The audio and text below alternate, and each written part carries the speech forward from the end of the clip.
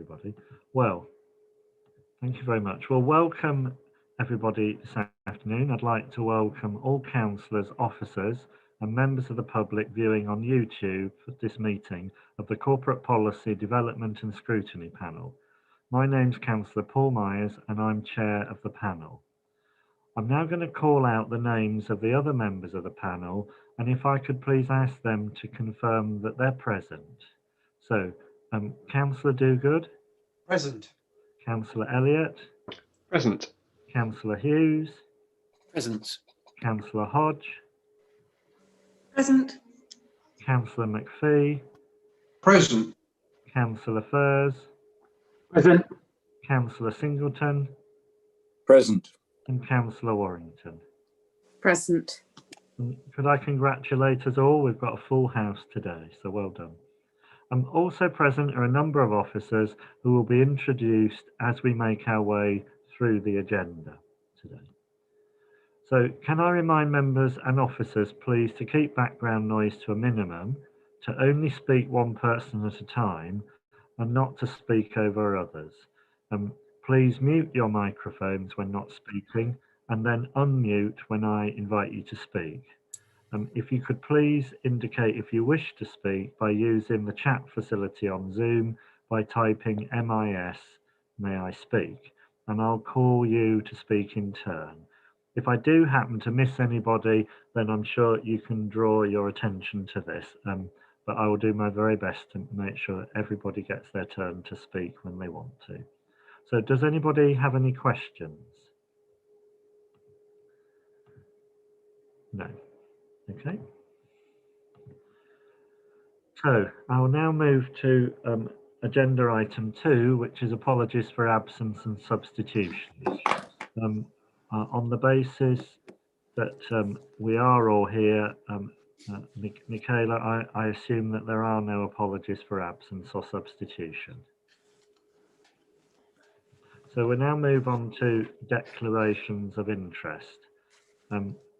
I would note that today we are actually not resolving anything on the budget, which, as we discuss at council, can have very wide-ranging implications for us as councillors. But what I would draw people's attention to is, particularly on comments, if you're going to make comments relating to that might relate to any interest and things, then it is now the time to share those declarations of interest, or if they arise in the discussion, then please draw my attention to that. So are there any declarations of interest? No. Okay then. I'll now then move on to urgent business agreed by the chair, and there is no urgent business. Yeah. So I'll now move to item 5, which is public and councillor statements. And I have to say that there are no registered speakers, unusually today, to our panel. So we therefore move forward to agenda item 6, which is minutes of our last meeting of the 11th of January 2021. The minutes of the previous meeting have been circulated.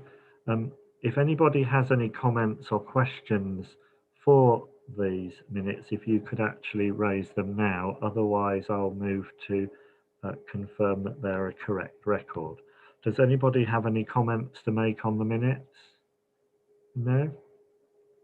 Could I have a proposer and a seconder for the minutes then? Winston's proposing and Alistair's seconding. And could I just have a show of hands for the minutes, please? All those in favour? Excellent. Is there any against? Just to be sure, and no abstentions. So I note that they're carried, if you agree, Michaela, unanimously. Splendid. So we now move on to agenda item 7, and this is the Cabinet members update. In a moment, I'll invite the Cabinet member to give his update, which for this item in the agenda is mainly for items outside the budget. So if you think it's odd he hasn't mentioned things, it's because the actual budget is agenda item 8, but it may be alluded to. So we'll have the cabinet members update first, and there'll be a chance for questions on the update at the end. So Councillor Samuels, are you available to give your update, please? I am, thank you, Chair. Thank you. As you said in your introduction, I'll leave the budget to one side. I think that's self-evident, and we'll have plenty of time on that, I'm sure. So the other issue I just wanted to update the panel on is where we had got to on the various reviews of property. I have been interviewed, I think since your last panel meeting, I have been interviewed by the consultants Montague Evans undertaking a review of the council's commercial approach. Excuse me. That report is due at some point in mid-February. I'm afraid I don't know exactly when we will receive it, but officers have told me that it should be available to the cabinet at least sometime this month.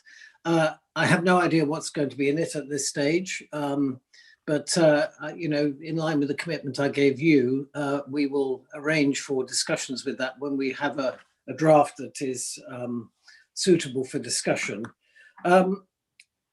There has also been an appointment made to an interim role in property services.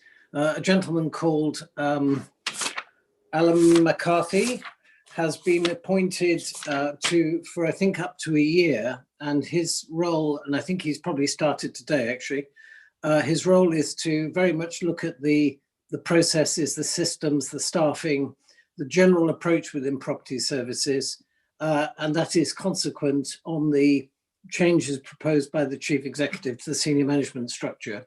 So with those two fairly important pieces of change, I think we will start to see some changes coming through to the way the council approaches its commercial estate.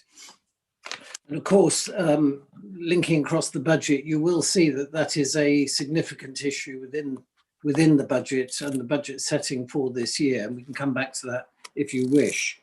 So I think, Chair, I think I'll leave it there. I think that over the next couple of months, when we have that Montague Evans work, and also, actually, I should mention this. I apologize, this is relevant as well. The council has produced a brief for the regeneration of Milson, what we just call the Milson Quarter, which is really comprises the bulk of the council's high-end property investments. And we have commissioned or we're about to commission a piece of work on that. The brief is worth seeing, actually. It's a very good piece of work that sets the scene for the future of that quarter of the city.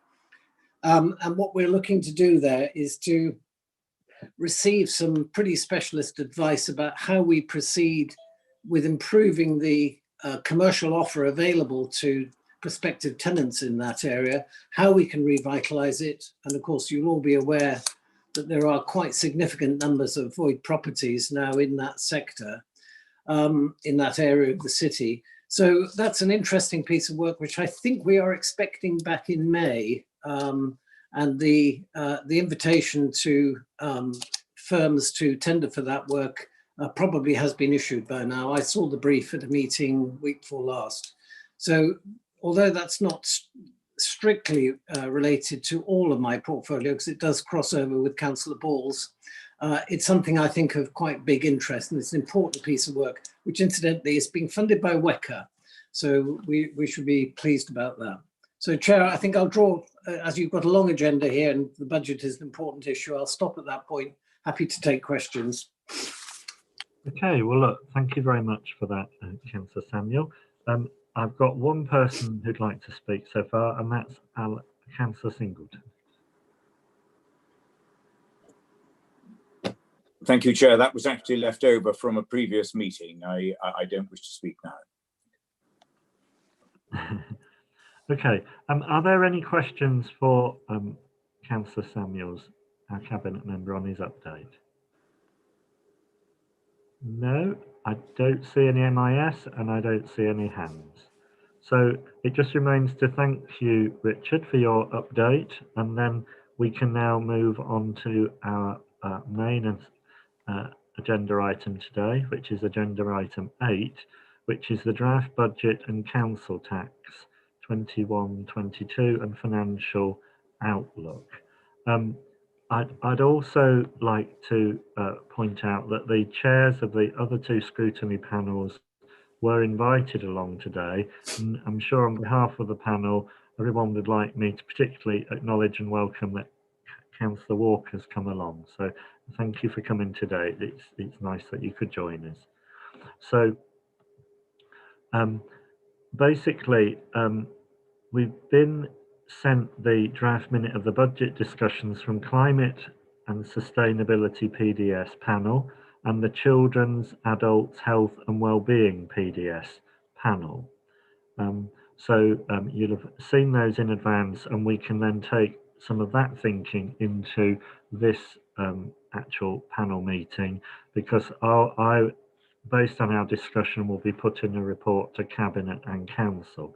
So without further ado, if I could please invite Andy Rothery, he's one of our officers, to introduce himself, his role in the council and the report.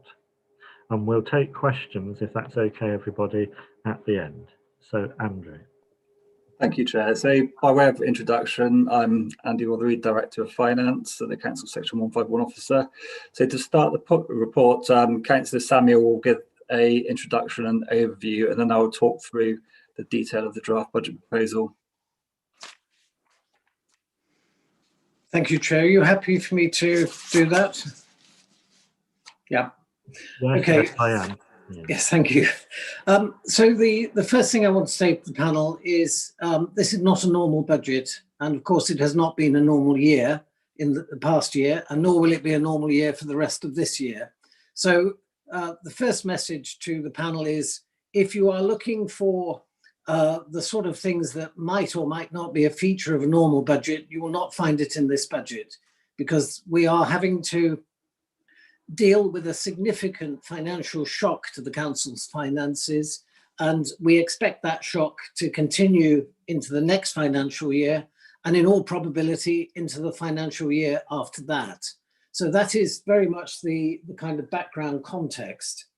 I think also I want to just emphasize that, and people forget these things very quickly, but it was only just 7 months ago that the council approved an emergency budget in the middle of the first round of the pandemic, which took nearly £20 million out of our revenue budget with the purpose of stabilising our budget in the year. Because if you remember, it very much looked at that point as if the level of support from central government might not be sufficient to cover off all extra expenditure and loss of income.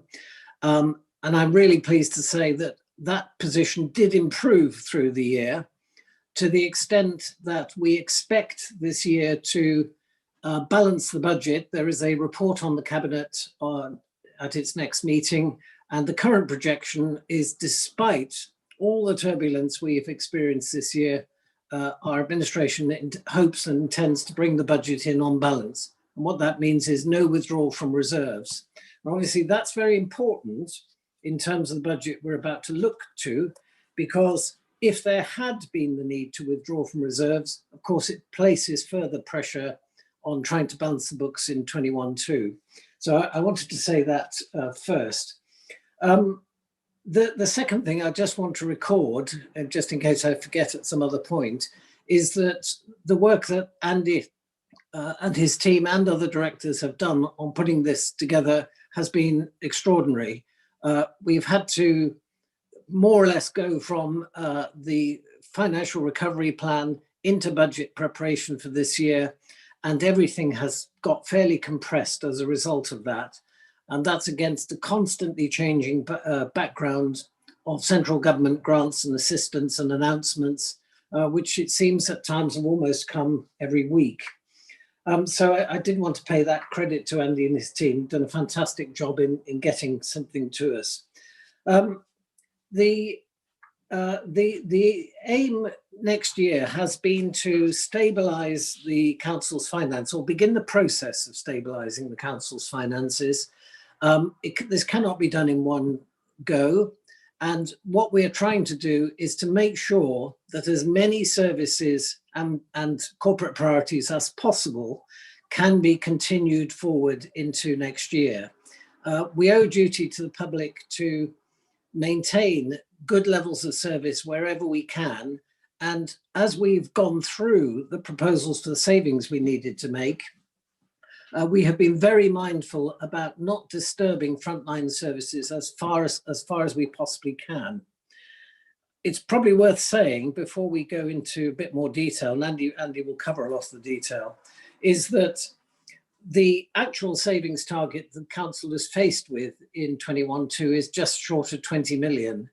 And although the figures you'll see in the reports refer to figures of 8.5 million, the reason for the difference is that we are borrowing that money internally from our reserves with the intention of repaying it, because that actually produces a more manageable situation for us. I took a view very early on that trying to make a further £20 million of cuts on top of 20 million that we had just made was completely unsustainable and would have driven the whole organisation into meltdown. So we're taking a longer view of that. We're spreading savings over a longer period, and we're using the liquidity of the council's reserves to smooth that path. And I think that's a really important point, because the council's never had to do that before, but it's necessary in the current circumstances. I just want to make some commentary on the year coming in terms of that impact on the way the council does its business. It must be pretty clear to everybody that even with the most optimistic view of the vaccination programme, and that is going really well, and it's very pleasing to see that, there is bound to be some continuing impact on the council, local businesses and local people through the rest of this year. However, I think it's quite likely that Bath City and probably North East Somerset areas as well will see some benefit from UK tourism and visiting this year, over and above what we would normally expect to see. So it's a bit difficult at this stage to predict exactly how that will pan out, but I wouldn't be surprised if there are some adjustments to the working figures we put through in the budget, with some improvement if everything goes well on the control of the pandemic. So one has to contextualize that, because I think that is quite important. I don't want to shy away from the proposals to increase council tax and social care precept. The adult social care, I'll start with that, has been under a lot of pressure this year, and you can see the references to that in the report, and it would not come as any surprise to any member here to know that that service will still need the benefit of this social care precept, which is ring-fenced. In terms of council tax, it would have been nice, I think, in a normal year to have been able to peg back on council tax, but the damage to the council's finances and the under-recovery of income through the income compensation scheme is such that we are left really with no option other than to raise council tax by 1.99% that's proposed in the budget report. And all of that money, and the two precepts together raise in the order of £5 million. That makes a lot of difference when you are trying to balance the books in this situation. Now, we are very conscious that by doing that, this will put some pressure on lower income families. So there will be additional resources put into council tax support and welfare support to help those lower income families on top of the money that's already there in the base budget. So, Chair, I think I'll stop at that point. I think that's quite a good point for Andy to launch with some of the detail of how the budget has been built up. And we can come back at the end and take questions when Andy is finished. So thank you, Chair. Okay, thank Thank you, Richard. So okay, if I carry on, Chair. So Richard covered some really key points around the budget, and I think probably as I get into the content of the report, a good way to view this is it's a transition budget. What COVID has really made us realise is that we've got structural rebasing that we've had to do across the council's finances to reduce our reliance on external income that funds core council services.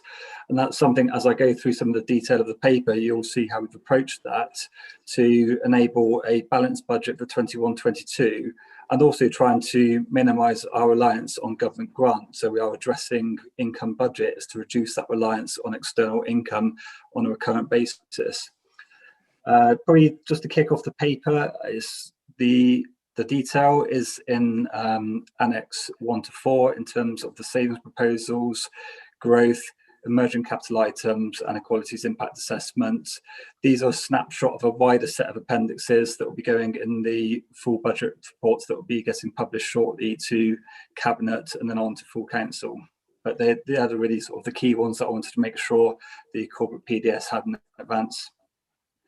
So going through the paper, I think the summary really highlights some of the points that Richard raised around next year. There's a real unprecedented budget rebasing challenge of around 20 million when we cover new growth and also budget pressures, really high income budgets that I touched on. So there's a 20 million challenge. We've got savings proposals of 8.5 million. And looking at the budget over a 5-year period to balance next year, we're utilising just over 10 million reserves that will be repaid within the 5-year term. And that is to smooth out that challenge, because to take 20 million of recurrent cash savings out of the council in 1 year is no small feat. It's near impossible to do without destabilising all council services. So that's something we're really mindful of when putting the budget proposal forwards. So moving through the papers, I think probably the next area to really focus down on is probably the graph that shows the 5-year view. That's a really important graph to look at, because you'll see the 20 million challenge in terms of the funding gap, the savings proposals, and also when you look into 22-23, you'll see that that is also a key year in terms of budget challenge. There are significant savings that will need to be found to balance the 22-23 year, and that's really something we're really cognizant of, and we'll be starting budget planning work very early once we get the full budget proposal presented to council, to ensure that we can start much earlier planning and engagement because of that level of saving, and it's really the follow-on impact of COVID and rewiring some of the council's finances. So working through the paper, I think after that table, there's also a fairly detailed portfolio table that does show the level of rebasing across council portfolios. And that's really indicative apportionment of growth and savings. The detailed allocations will be part of the annexes to the budget reports that's getting published tomorrow. I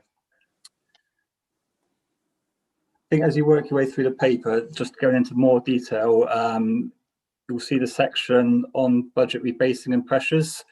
That does highlight the 3 key areas of significant income budget rebasing. It's 13.24 million of budget adjustments that have been made to our heritage services, taking down the Roman Baths income budget target. Also commercial estate and parking, in recognition that the pre-COVID income levels will not be achievable in 21-22 and will take some time to build back. So that goes on to the section on council tax, where you'll see the proposal is to put forward 1.99% general council tax and 3% adult social care precept.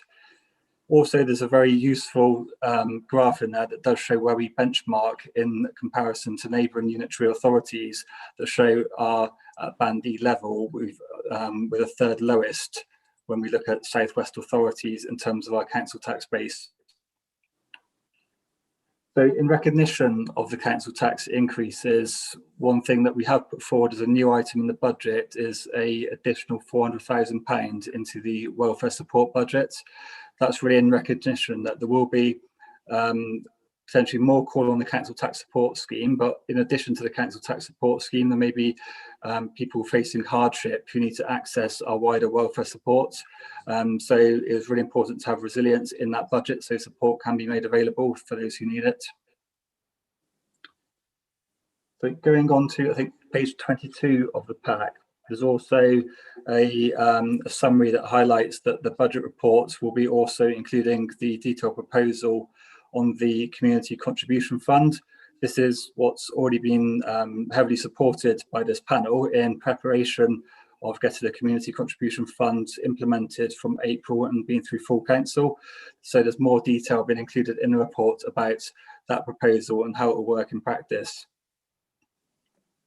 I think another key point to highlight is the fact that in recognition of COVID budget risks, the provisional settlement did allocate a further £4 million of unring-fenced COVID grant for 21-22. We're topping that up with 1 million of general reserves to create a 5 million COVID risk reserve. So it's a contingency reserve that's been held for budget resilience in recognition of COVID pressures in 21-22. So I think the final part I want to touch on is really in reference to Annex 3, the emerging capital schemes. So what's being shared with the panel are all of the corporately funded emerging capital schemes. So these are new schemes added into the capital programme on top of the ones that are already there as part of our 5-year capital programme. I think that covers the main things I had in my notes, Chair, to really give an overview and some detail to the construction of the budget reports.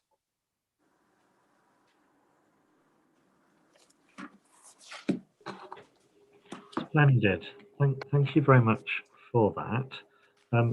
If we can now take questions from the panel, please, regarding the introduction by Councillor Samuels and the officer summary by Andy Rothery. Could I just really emphasise to panel members that at this stage, we'll take questions first, and then we'll go off into our actual sort of debate of it. So if we can begin with questions, then I'll sort of draw a line and then we'll go off into a debate with just us, where we ask anything else finally we need by breaking out of our debate and discussion. And throughout, our officer Michaela Gay will be taking detailed notes in order to make a good summary with myself for Cabinet and Council. So I've got some people requesting to speak. So Councillor first of all, please. Thank you, Chair. Thanks, Andy, about the presentation. Thank you very much, Richard. Yeah, question is about the income, the proposed, or you mentioned quite clearly that the income from the commercial estate and parking will be down, and that and projecting that into the future will still be down. Then there's the sort of remembering our commercial estate has a lot of retail in it. So that means that the council's income from commercial estate, including a lot of retail, could be even harder hit, hearing the news about certain elements of the high street struggling. So my question is, on what assumptions have you based this forecast? Because it is a bit of crystal ball thinking. And I just wanted to understand the context or the rationale behind the assumptions you made, please. Okay, yeah, thanks, Councillor Furs. It's really a combination of factors based on, I think, specifically on commercial estate. We based the rebasing on what we've seen in terms of kind of market trend, in terms of where really COVID and the current economic situation has impacted on rental values of units. So there's a risk factor being applied there. Also analysing our void levels, so factoring in some risk about increased voids, and also putting in the factor on the challenge of debt recovery also. So there's 3 components that we put in that's really then projected forward to show that it's really sort of stress testing the commercial estate and then putting in a risk that has broadly come up with a kind of a calculation that we've done to put in a budget pressure. I think what also in recognition of is in terms of we will have to do things differently to try and mitigate that retail exposure in terms of looking at best use of assets. It's really underpinned by the work that has been commissioned to Montague Evans to look at how we make best use of our assets to try and actually sustain existing income levels, and that may involve diversification also.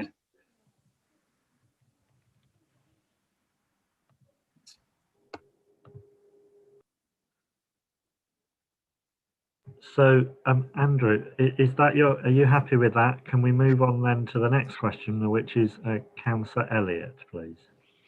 Thank you, Chair, and thanks both for the report.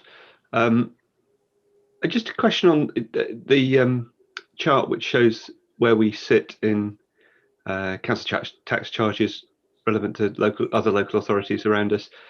So we're £110 below average. Do you know what difference it would make to our overall budget were we to be charging at the average? How much more income that would make to the council? Very good question, Councillor Elliott. I might ask Gary to join shortly, who's also in attendance in the meeting. We did do some analysis on this to bring us right into the middle.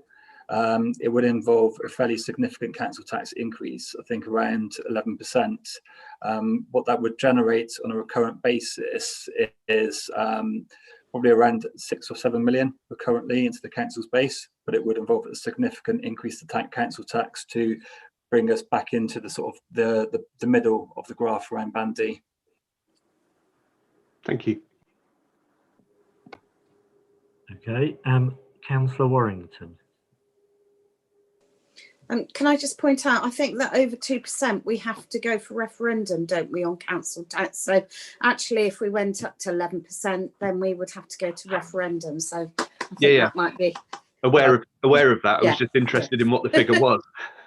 Absolutely. Yeah, I mean, I did have a question for Andy. The climate emergency, you've got 900,000 in for capital expenditure. Do you know what that's for at the moment?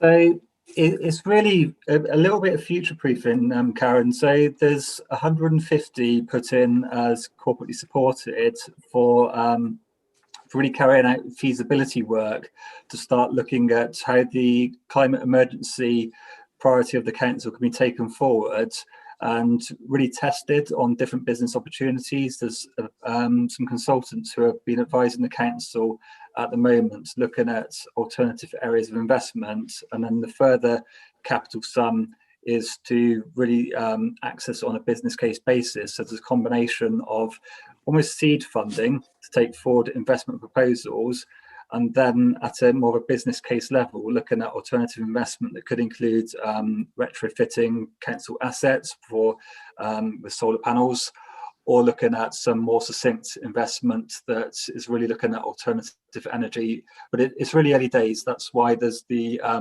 seed funding to start looking at detailed feasibility studies. Okay then. Now, Councillor McPhee. I've got a few questions, if that's all right. The first one was looking at the table on page 18. I noticed when we look at the funding of the budget requirement that you have 39.15 million coming in and then it doesn't seem as though that's needed to achieve the 130 million. Why's that come in, and where'd you get that particular size from? Hi, Councillor McPhee. I'll ask Gary to answer that one because it is quite technical around business rates relief. So thanks, Gary. Yeah, thanks, Andy. No, it's a very good question. It's in the realms of the technicalities of local government finance. What happened was the government introduced 100% retail relief on business rates after we set last year's budget. So what that causes is two ways that's financed. The government has compensated that via Section 31 grant that we receive in the current year to compensate us. But because we are no longer getting the business rates in the collection fund, it means we will have a deficit in one fund, but a grant in our revenue. So that is reflecting that we would transfer the amount that we're getting in grant this year through reserves to fund the deficit next year. So it's quite technical, but it's using the grant the government's compensating us this year for that 100% retail relief on business rates through reserves to bring it forward into this year to offset the deficit in the collection fund. Okay, so it's not the question that you've got 39 million slushing around somewhere to cover your cash requirements. Unfortunately not, no. It's purely a technical timing issue of when we get the grant to offset that. Okay, well, thanks for that. Okay. The other one was, when we look at the savings, if I look at resources, it seems like there was a budget of 12 million that was increased by 6 million and then reduced by 3 million. So it seems like there's an extra 3 million of expenditure in resources for the coming year. And I wondered what extra was being done. What's the extra things that you're doing in resources? A large part of that, how is the budget rebasing for the commercial estate. So it's, whilst it shows money coming in, it's actually taking down the income target. Right. So that's probably the bulk of the 6 million. Much, in other words. Yeah. Okay. Looking at the capital projects, I can see resources that they've been hit by 1.8 million. I wondered, is there a really significant project that's been cut as part of that?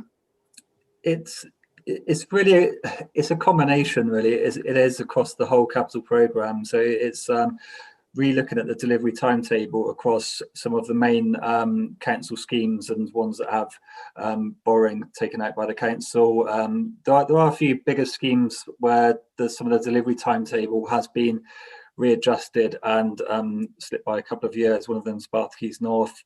But to really answer your question, it's almost across multiple parts of the programme. That means that as a council, we don't need to take out as much borrowing in one particular year, which does result in a revenue saving. Right. And then what is the mental capacity aid fund? It seems like we can do without it completely. You're cutting it.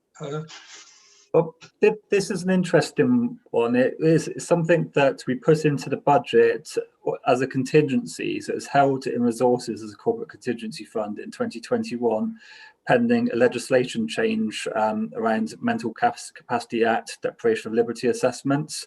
That legislation hasn't passed yet.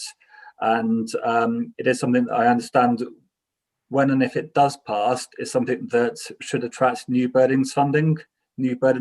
So it's not something that we would need to fund from the council general fund. So that's really taking that out as a saving is a budget adjustment of that contingency. Right. And the final one is, and I think you're going to tell me it is, but is a 330k cut in senior staff, is that a realistic amount? It seems a large amount. I think it is. It has been tested. It does go across a range of senior officer posts across the organisation. So it has been tested for confidence levels, and I believe it is achievable. There's quite a lot of full-time people going, isn't it?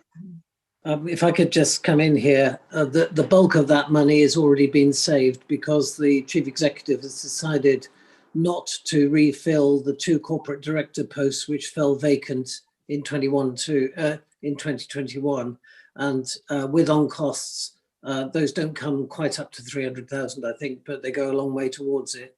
So the senior management proposals, the chief executive is fairly confident that that will be the achievable figure. It's a bit difficult to be too specific about that today because I think the consultation with staff only closed yesterday. So he now has to look at the, the responses to his consultation. But I mean, I think that those figures are felt to be fairly robust. Right. Thank you very much. Councillor Singleton next. Thank you, and thank you, Andy, for that. Could I just pick up on Karen's earlier point about the climate spending figures, and particularly the Renewable Energy Development Fund, which I see is in for £500,000 for the next 3 years. And as I understand it, that is to support projects that come and are worthy of support. But given the likely gestation periods, realistically, of these sorts of schemes, I would be surprised if we were able to spend all that money, certainly in the first year. And my question is, what then happens to it? Does it simply drop away on an annual basis? Or can it go forward? What happens on that? Thanks, Councillor Singleton. Because it's capital, the fund, you have to sort of look at it over the 5 years and look at the total, because that's the fund that will now be put forward in the capital programme. And if not accessed in full next year, it would be rephased into the following year. But it is important to have the amount next year in terms of when the budget requirements set and the whole capital programme, because a scheme could get taken forward right at the end of next financial year, but that funding will still need to be accessed, so it has to be there in the programme. Yeah, thank you for that. And could I ask another one about the council tax deficit, which we talk about being recovered over 3 years? And I wonder how realistic that is, given that many council taxpayers will be in a deteriorating financial situation, and perhaps continuingly so over the year. Is there a risk of slippage there? There is some risk. It has been put in on almost like the baseline of the collection fund. So when myself and Gary have looked at the numbers, we have pared down council tax general growth. So it almost the repayment is factored in by netting off the whole collection fund, and that does include a lower expectation on general base growth across the collection fund. Okay, so thank you. Yeah. Cheers. Thank you. Splendid. Councillor Hodge. Hello, Andy. Thank you very much for these reports. I just had a few different questions, actually. Firstly, I got a bit just confused comparing with last year's information at this same time, and I just want to check I'm understanding. So there's kind of 2 other tables we got. One was Annex 1 was budget priorities, which had a kind of a list of growth bids by portfolio, and then we got quite a few pages, new capital projects, which was Annex 6. So is the Annex 3A table that we've got today, is that just because there are a lot less capital projects and there's no growth bids, there's a lot less growth going in this year? It's difficult to compare them because there's no narrative on Annex 3A to explain. So I just wondered if you're just presenting the information differently, or there really is only this list of new schemes. You said there were new schemes added in, so I suppose it would be nice to see which of the schemes from last year are still going to go forward with the sums that were in for 21-22. Do you see what I mean, if I'm understanding it properly? And then I just had a couple of points. One was on just looking at the savings and transport services, really, just to be a bit more detail on them. I was a bit concerned about the 50,000 maintenance savings on things like gully emptying, grit bin filling, drainage schemes. And it said these were delivered, because I get a lot of emails about this and this not happening, and the savings were delivered this year and found to be okay and made permanent. And it's £50,000 lumps all those activities together, and I wondered what basis there was for feeling it's okay to not carry on not providing those services for another year. and the other thing I was a bit concerned, or very concerned about actually, was the 22,000 saved on security cameras for the park and ride, because we're really trying to encourage people to use the park and ride service. And I wouldn't mind a bit more detail on that. There's a line saying about installing height barriers at a cost of 40,000, but reducing the security contracts at a value of 22,000. And my final question was related to the new capital recommendations for office reconfiguration costs. And am I right in thinking that's the cost for the works that are going to be done to increase meeting space and jazz up the Keynsham Civic Centre, 1.65 million over, and is that over 2 years? So are those costs for the Civic Centre in Keynsham? So those are my 3 questions, thank you. Okay, thanks, Councillor Hodge. So on the capital items, and you also made the point about new priorities, I think a lot of that is recognition of the situation we're in financially, because we're utilising, as when I started, 10 million of reserves to also balance the budget next year. We don't have the same scale of investment capital that we can to really fund new priorities. So existing priorities are continuing to be funded, but we've not been able to put in a layer of new priorities. So that's why the content might feel a bit light in that area, because we're really funding essential activity only.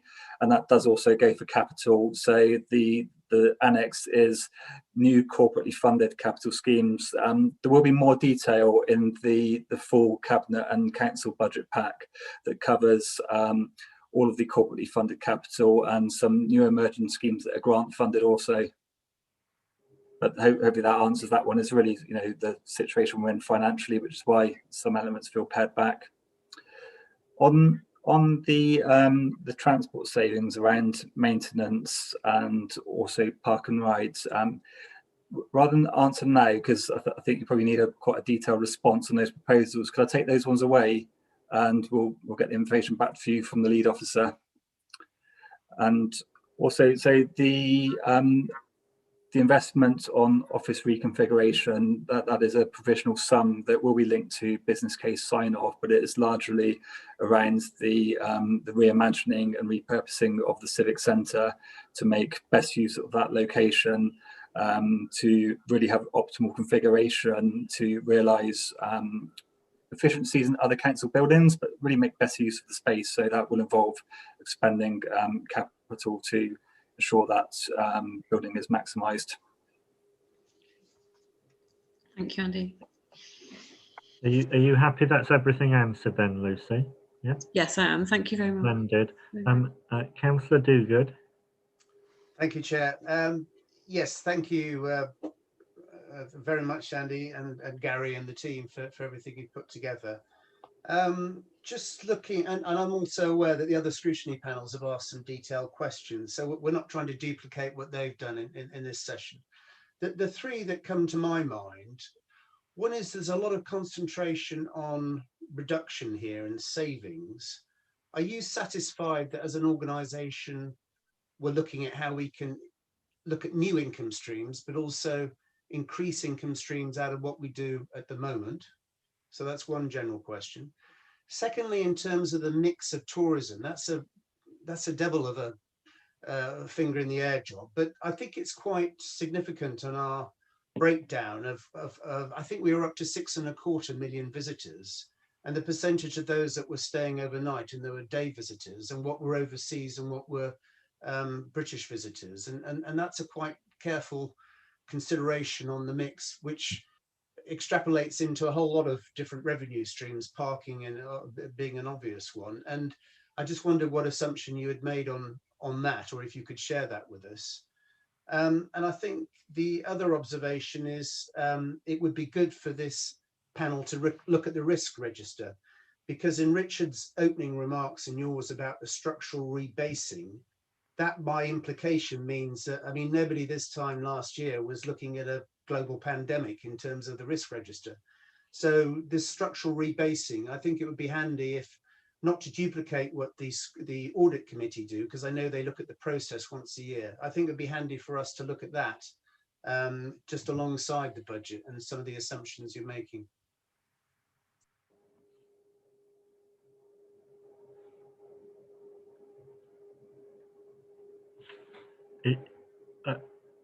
Either Richard or Samuel, Councillor Samuel's going to answer that or respond to it.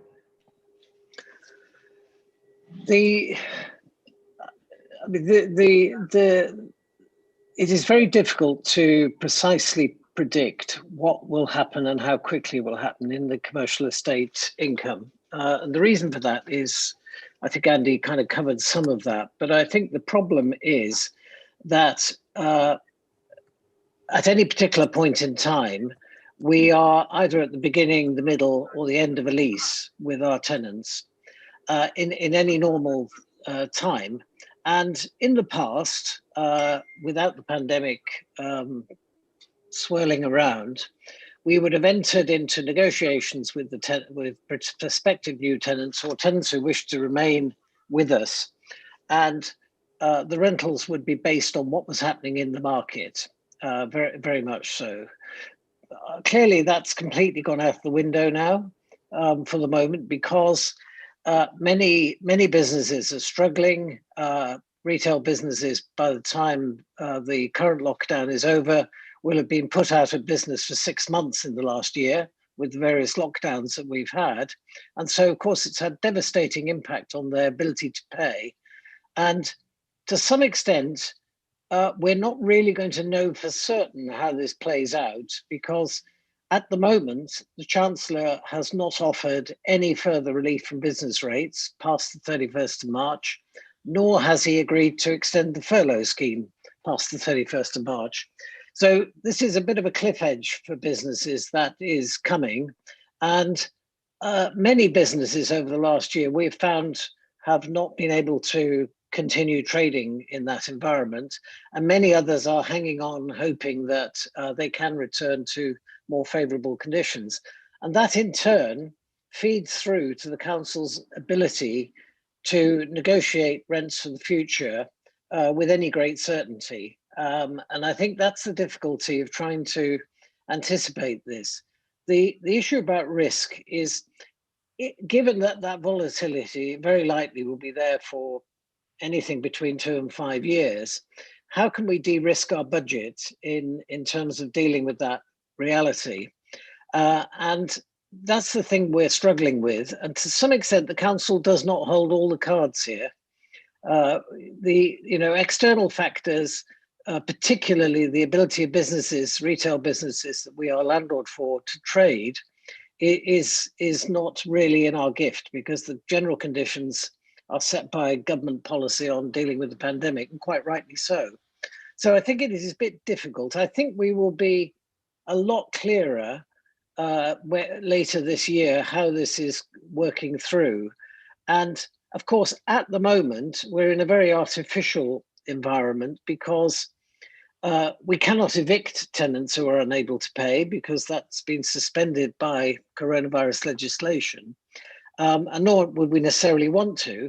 But we're in this kind of very artificial world where it's very difficult to see exactly how things will play out, particularly, and I think Councillor Furze made this point, against the already very hostile environment for retail businesses. So I think the risk is acknowledged, but I'm not sure at this stage we can completely mitigate it in our plans. The best thing we can do is to put the most reliable estimates we can in place and be prepared to look very closely at what is happening as the year goes on, and make adjustments if we need to. So I'm not sure if that, Winston, that covers everything, the point you were trying to make, but I do want to emphasize that point. This particular income stream, I think, is highly volatile, probably less so than heritage income or parking income. Okay, but are you, Richard, you and Andy, just on the general premise, you're do you need a special task force, or is it already in the organisation that we're looking at new income streams, something that's out of the box that we wouldn't have contemplated a few years ago? And is that part of the issue that we're looking at in investment at the moment, how we can create either new income, well, both new income streams that we haven't got at the moment, but where we've got things like parking income, how we recalibrate that? I mean, I know there are plans for a rollout of RPZs across the city, which will be an income generator, but areas like that where I'm just slightly worried looking at this, and it's understandable in the current climate that we focused a lot on savings and postponements, and there's not clear to me that we've looked at different income streams that and that somebody's had the time to do that. It's not a criticism as such, because you've been fighting against the most extraordinary year in probably 300 years. So it's not a criticism. I'm just worried that we are a bit inward looking about what we can save rather than outward looking about what we can add to the income streams. So yeah, Winston, is a point that I'm really reflect on, that you know, in terms of the budget, I think to pursue alternative income streams in 21-22 and actually realise those with the degree of confidence we need for setting the budget, I think that'd be extremely difficult to do. But what we are doing is starting to really think about all of those commercial components of the council in a different way, because we do need to really think about them more holistically, because there's a reliance, as you say, and an interplay between parking income, people coming into the city to use the Roman baths, and also using our shops. So there's a story there that we need to start threading through and thinking about differently in the way that we do a reset of income, base income that's achievable, but then start pursuing what strategic options we need to look at for diversification. And that's really some of the thinking around asking advisors like Montague Evans to look at the commercial estates. But I do see us having to put some one-off money into that strategic thinking to enable us to start looking at the 22-23 budget beyond just cuts and savings. We do need to look at building back income also.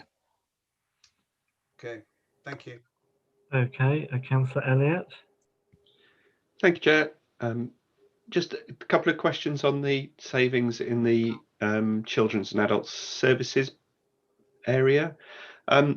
I noticed that there's a post reduction in the public health senior leadership team. I guess that might raise a few eyebrows given the year we've just had. So I realise it says it can be protected for the rest of the pandemic by funding it through grant funding, but just what the logic was behind the reduction in the senior leadership team in the public health area. That was one question. And the other on the children's services, the children's centres, there's a post reduction there, and it talks about mainstreaming our offer of support to settings to provide more tailored support to vulnerable children. I just wonder what, I don't understand what mainstreaming means in that context. I just wonder whether that could be clarified. I understand you might need to come back after the meeting with those, but if we could just get some clarity on those, that would be great. Before anybody comes in, I believe our officer Mandy Bishop has offered to come in and help on that if the cabinet member Andy would like to defer. Yeah. So Mandy, would you like to respond on the? I think it was the first point. Yeah.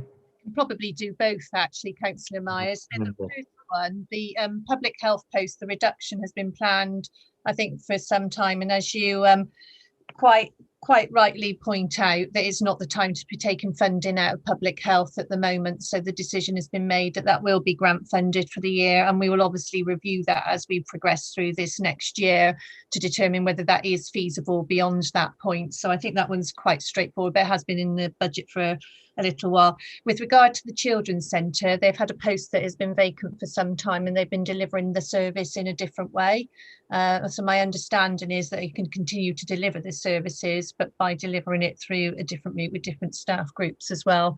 And that's my understanding on the children's centre review. So there won't be any impact on frontline service delivery. The exact element of that, I would have to check what the exact element of that wording meant, but I think just to reassure people, we can continue to deliver the services, but just in a different way.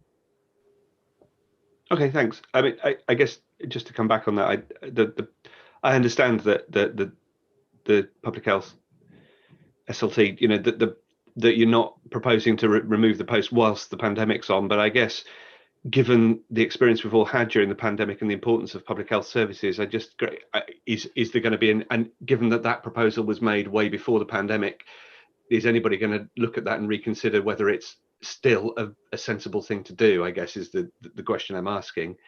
You know, is it worth revisiting? And on the children's services one, yeah, I guess I'm just highlighting the need to try and avoid jargon in the descriptions, and let's say mainstreaming.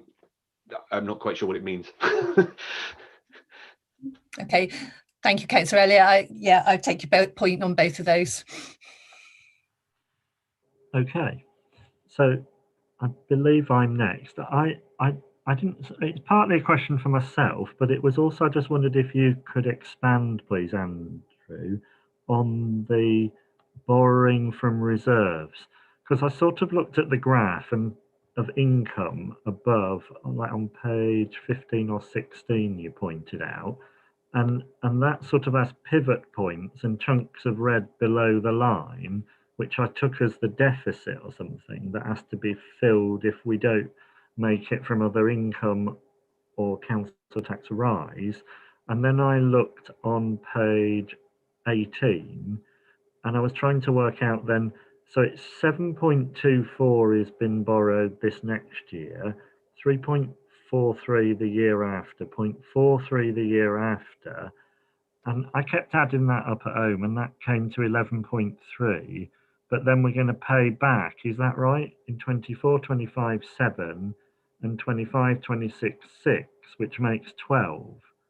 So then I wondered, do we pay interest to ourselves for borrowing the money from reserves because it's not using the reserves, is my first question.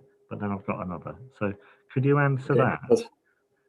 So very, very good point, Chair. And I've actually I've spotted that also, and I've tried to simplify that table because I realised that is confusing when the report does make very clear we're using over 10 million of reserves in 21-22. What that figure's got is netted down because it's got a transfer to reserves of the 4 million COVID grant that I highlighted has been used to fund the COVID contingency budget of 5 mil. So you need to take that out of the equation, and that builds it back up to a figure that's higher or is around the same as the repayment in the later years.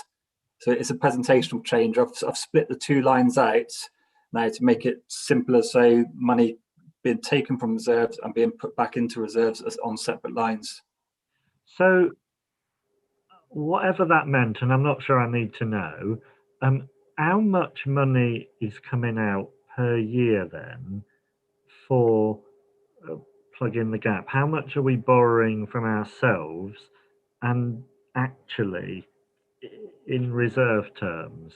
Because we're not taking it from reserves, we're taking it from reserves, but we're borrowing it. So then do we pay interest? We don't pay interest. Broadly, we're taking around 13 million and paying that back over the 5-year term. So 30 million? 13. 13 comes out this year or this next year, yeah? Yeah, over the next 2 years. That all comes out. Does it all come out as once, like into the bank account? And then in terms of paying it back, how much do we pay back a year then?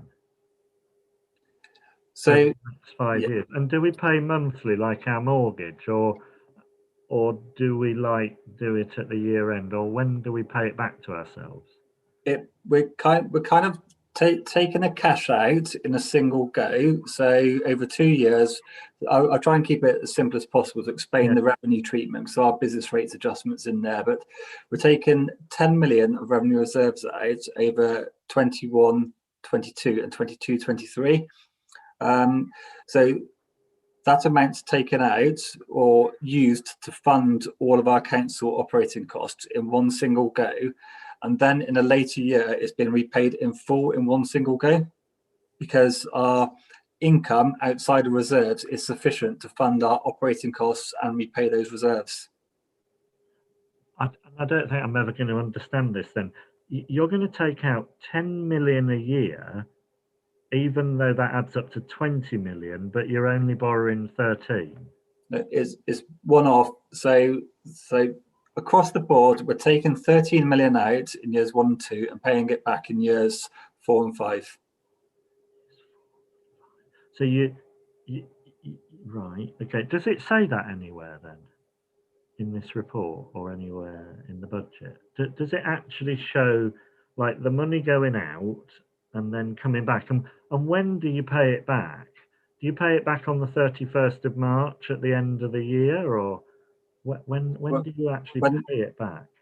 When the budget's set, it's factored into our reserve, or the reserve balances are assessed, so it's effectively paid back when the budget's set from 1st of April. But that will be, subject to council's financial performance throughout the year. The actual, whilst this report doesn't go into full detail, there's a much more detailed section on reserves in the cabinet report. It was being worked on whilst we were, really sort of getting all the final parts of the paper wrapped up, which was past the submission date for this paper.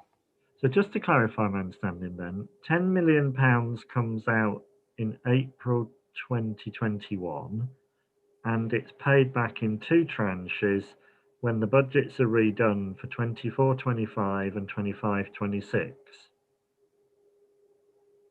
Yes. Yeah, and there's no interest, right? No. Okay, thank you. Thanks. Right, I'm just checking. Oh yeah, Councillor Hughes. Hi, thank you. I've just got a very simple question. So this is mainly based on the medium-term financial strategy that was agreed in October, and we've had a bit of a roller coaster since October. I mean, it's another severe lockdown. We've had Brexit. We've had a huge amount of losses within the retail sector. So I guess my question is have you had to make a lot of adjustments from the financial plan from October, or was the financial plan from October still good to go? And based on particularly things like the 3rd lockdown, these numbers that we're calculating on the commercial estate, parking, etc., how accurate do we think those numbers actually are going to be when we actually come out of this?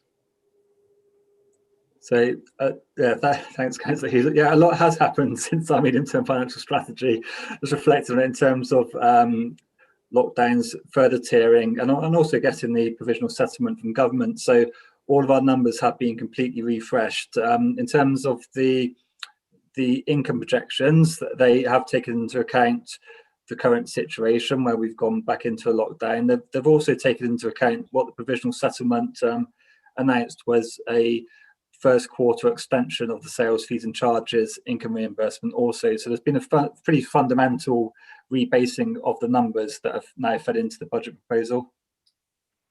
Okay, thank you. And just very quickly, on the figures for parking, are the losses that on parking, are we assuming they are all purely down to COVID, or are some of these due to the climate emergency policy changes in that respect? It's a combination of factors. It's based on when the parking budgets are forecast, they based on current activity and then factor in general trends. So a large part of the rebasing on parking budgets is COVID. It's hard to start factoring in policy related adjustments also, but as policies come in, that will create in-year budget rebasing. Okay, great, thank you. Thank you. Okay, I'm going to draw a line here after Lucy, if that's okay, because we need to enter our debate. So Lucy, if you'd like to speak, yeah.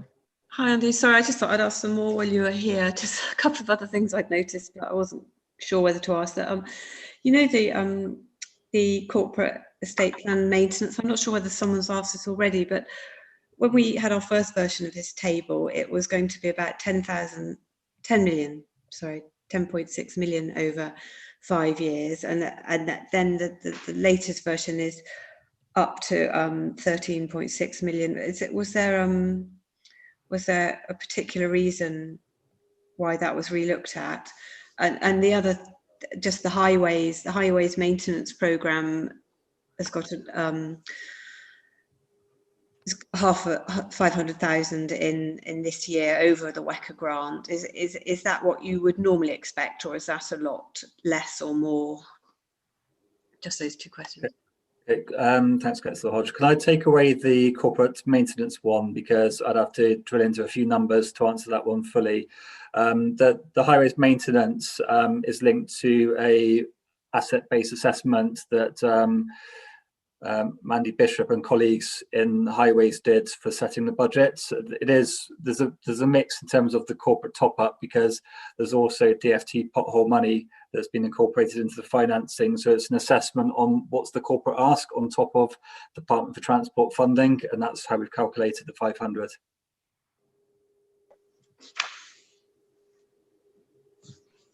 Okay, is that the end of your questions, Lucy, there? Yes, sorry. Oh, no, that's fine. That's splendid. I just thought I'd be sure. So on the chat, I've drawn a line now, and we'll go into debate. It's not really any more questions for cabinet members or officers, but if you want to have something clarified that's vital, we can go back. But if you could come through me, so we have really, I'm sure Michaela's got a very thick wad of notes on all that. A great deal of detail has been covered. On the basis of a presentation of the budget. I can leave it there, and we can, I can write the report with Michaela's help, and you'll hear that and can see it. Or otherwise, do you want to have a debate about and say anything more while we're together? I think we could have a little bit of a debate, not a long debate, but yeah, I think it'd be nice to have a debate. The reason I said that was, would anybody like to speak there? If you could put an MIS in. Ah, right. Okay, so I've got Karen and Winston. So Karen. Yeah, I've got a few concerns. Hopefully some of it can be negated at some stage, but some of the items that I've picked up from the report, the digital and going digital, we've looked at this before. My concern is the discriminatory aspect for both older and the less well-off who don't have access to digital communications, and we've seen that very clearly with homeschooling, and a big call for laptops and tablets for children who don't have those, and also and there's a capability and competency issue as well, and also poor broadband and mobile comms in rural areas. So whilst I appreciate there are savings to be had, I don't think that we will be able to move completely to digital. My second issue is around the adult social care, and I've seen it before, and I'm not sure if I'm misinterpreting this, but we look as if we're looking at savings of just under £2 million. That seems one, a lot of money, and two, the problem is that and having worked in adult social care in a residential home, I'm still on their books, but incontinence pads, they cost money, and you can't get away from that. Nobody ever has enough. So I'm very concerned about that. I am concerned about the capital expenditure for climate emergency. Again, I will reiterate, as I have done on a number of different scrutiny panels and at full council, please make sure that any renewable energy is spread across the district and not dumped in one area. I have concerns around the charging for waste. My perception is only a perception, is that rural areas are possibly disproportionately impacted because we have areas in and around around North East Somerset, people aren't going to dump stuff in Bath because too many people are around. They dump it in rural areas. And not only will people potentially come out from Bath, but they also come out from Bristol, and we're very badly impacted from places in Bristol. And I'm also concerned to make sure that we do have enough capital expenditure to make sure that we have a Bath waste centre. Otherwise, Keynsham is probably disproportionately impacted on that. And I want a bereavement. I mean, again, my perception is that we've got more deaths in the area potentially from COVID. I mean, I know of people in my area who very, very sadly passed on due to COVID. So I'm just wondering and questioning that we do have enough capacity to that. And I really, really want to ensure that rural areas do have enough money in the budget for things like road resurfacing, potholes and repainting of virtual pavements.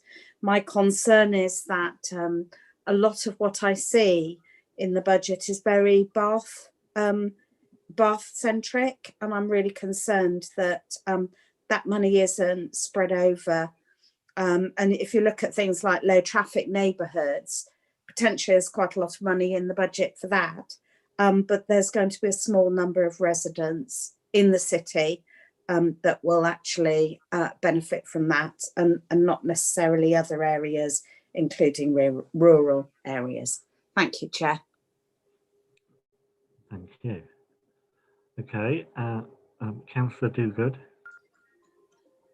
Yes, I just wanted to, I think you're right, Chair, to dwell on the reserves. And that was very helpful having it explained, because those of us from a private sector background would just utilise the reserves and then build them back in future years. But it was quite interesting, the language used, that we're borrowing and then, you know, putting them back in those certain years. I mean, and I think obviously there are restraints that you've got in unitary authorities, because running the private sector, you just gear up more, particularly with low interest rates at the moment. And, you know, it's interesting that WECA, for instance, are lending tens of millions of pounds to local authorities, but we can't do that for revenue, as I understand it. We could only do that for capital. So, I mean, that's an interesting thing. And also, you know, when we looked at the recasting back in June, I seem to remember we had red, amber and green scenarios, and we probably ended up being very, well, on the pessimistic side. But that's, you know, we just didn't know where we were. And I think full marks to the team and the chief executive in securing what they did. But of course, we don't know at this stage what we're going to get from central government to compensate for loss of heritage and lost commercial estate. So presumably we factored something in there. And I think, you know, it really backs up what Councillor Samuel said right at the beginning, that this is not a normal budget in not a normal year.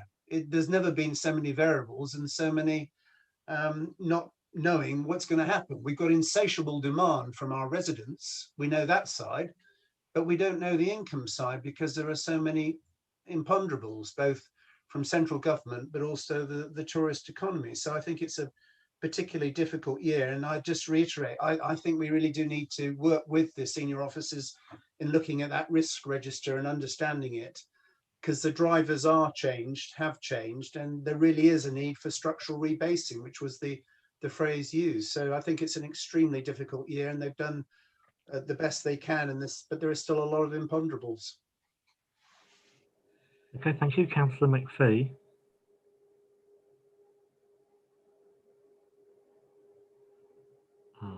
Councillor McPhee. I can't see him on the screen, so I think we might just have lost him. So we can come back if I invite Councillor Singleton next, yeah? Thanks, Chair. It's just really a question of clarification for my own purposes. We've had the comments from the other two PDSs, and we are told that they are coming through us. Will they be reflected, the points made in them be reflected in the report without us having to rehearse them again now? Because there are some very good points in those. If I could bring Michaela in, our officer who supports us. Just to say, yeah, any report that Paul does, we will append the minutes from this meeting and those other 2 meetings, so that there's a summary. But if full council want to look into it, they can see all of the comments. So, yeah. That's brilliant. Thanks very much. It is quite a job to balance not writing a verbatim summary and reading it out within the time and covering it. So you'll have to bear with me. But as Michaela says, because the full minutes will be attached, all the comments in principle should be there along with the other panels papers as well. So it will all be there for people to see. If I could bring back Hal. Hal, sorry if I missed you, but I don't think you were there, but thankfully you're back. So I seem to be there. I just couldn't find the screen.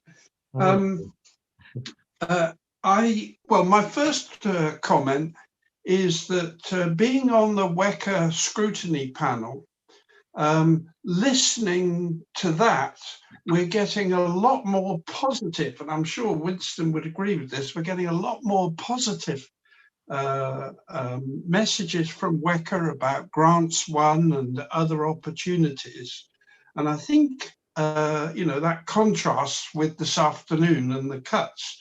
And I think we really do need to focus on the things where the money is available in WECA and make sure that we are gearing up properly to get it.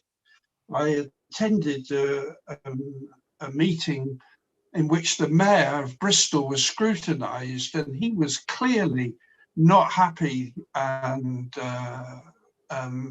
his men, I'm sure, will be working hard to maximise the money they get. And I just wanted as well to mention one thing when we look forward, is that what's clear in WECA is that the buses are going to be cut because people aren't going on buses, and they're reckoning in the long term there'll be a 25% reduction.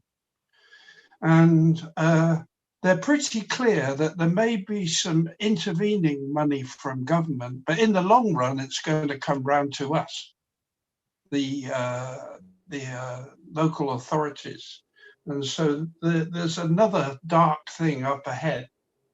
And in that, we have worked hard, and they have agreed that they will maintain the idea of connectivity of buses. So we hope that the rural buses will be protected.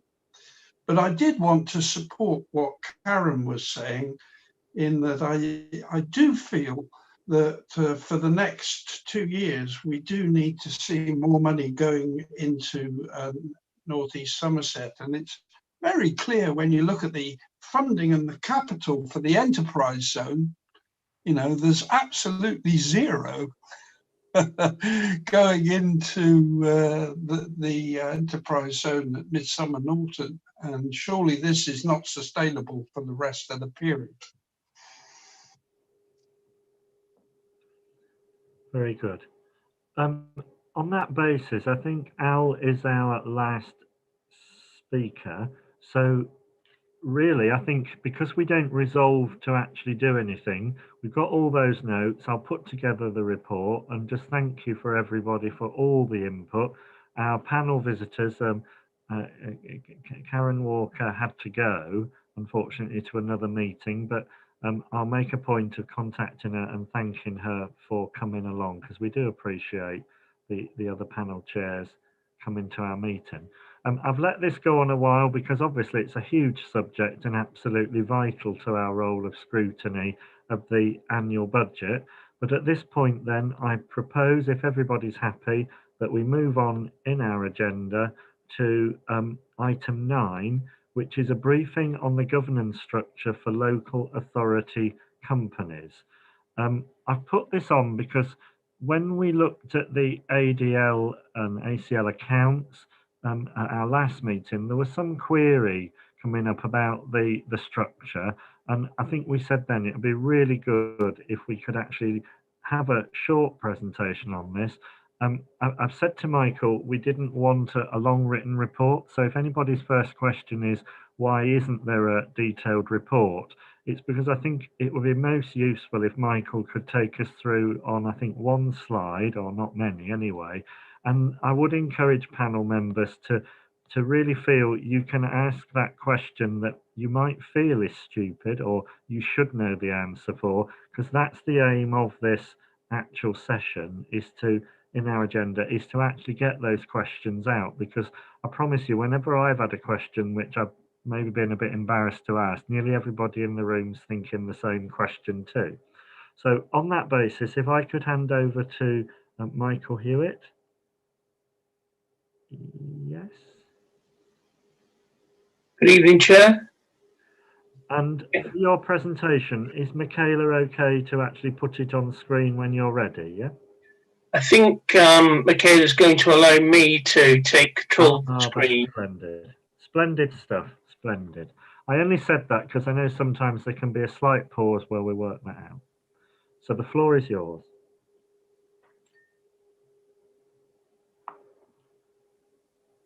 Can everyone see the slide? Yes? Right, thank you. Okay, Chair, just for the record, my name's Michael Hewitt and I'm the Acting Monitoring Officer and Head of Legal and Democratic Services.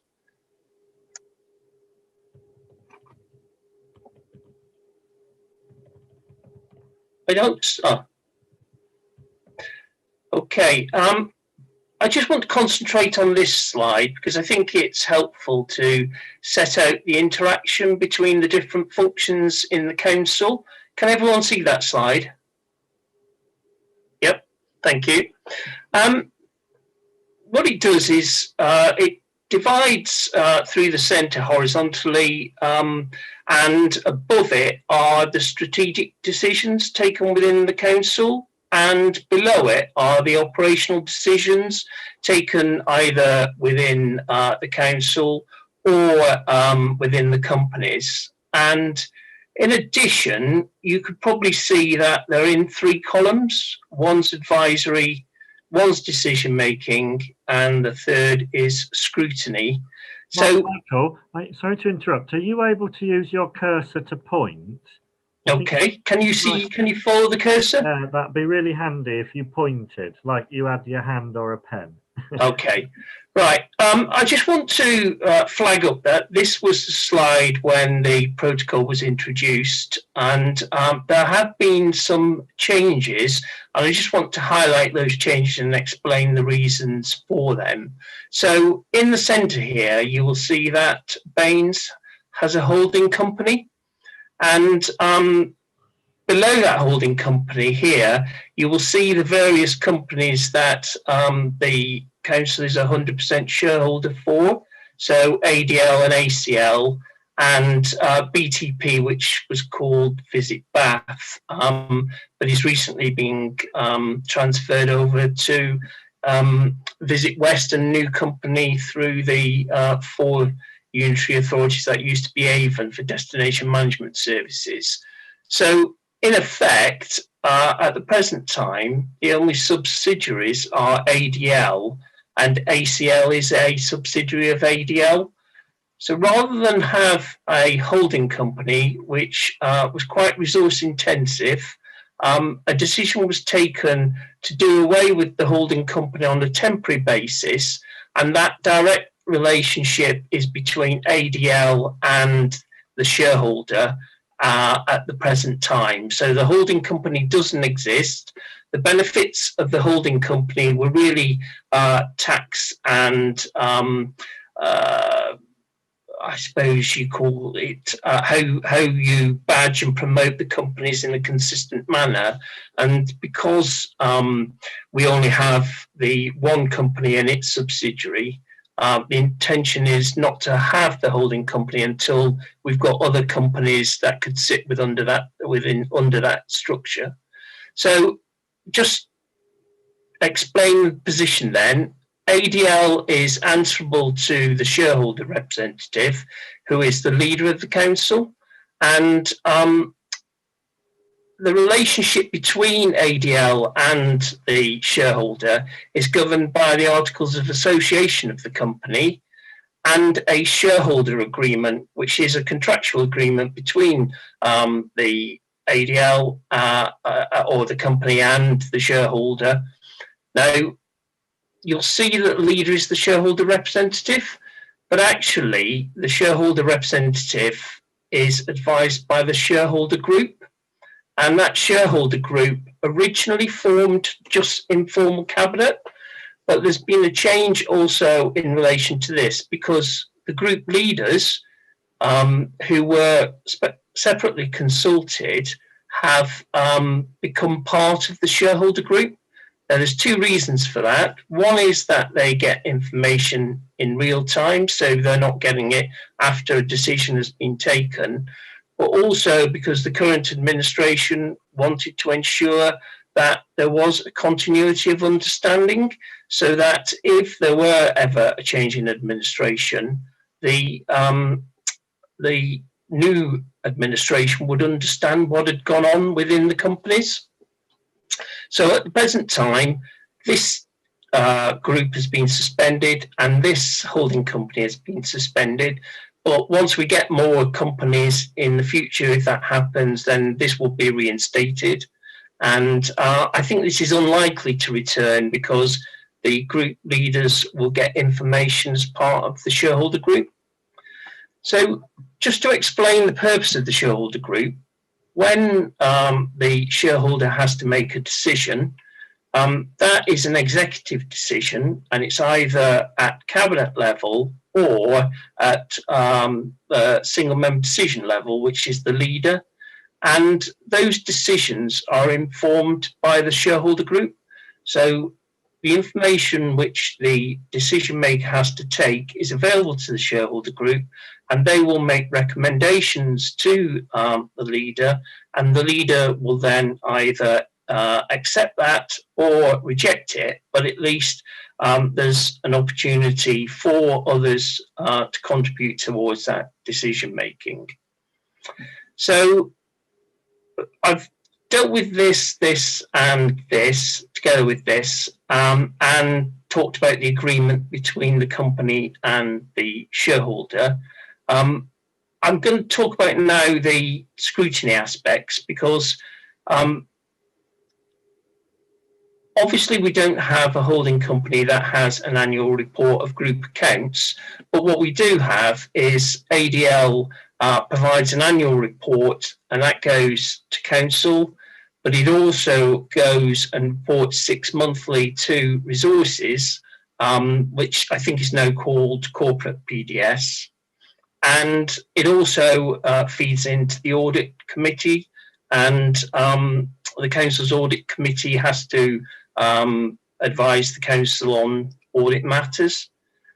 So that's, I hope, an explanation of how scrutiny, decision making, and the advice from the shareholder group takes place. And I just want to run through the slides now just to give an overview. So I shall, in this discussion, give a background as to how we got here, give a brief overview of the protocol and its principles, talk about some key documents that I used in holding the companies to account, and then finally finish with the role of scrutiny.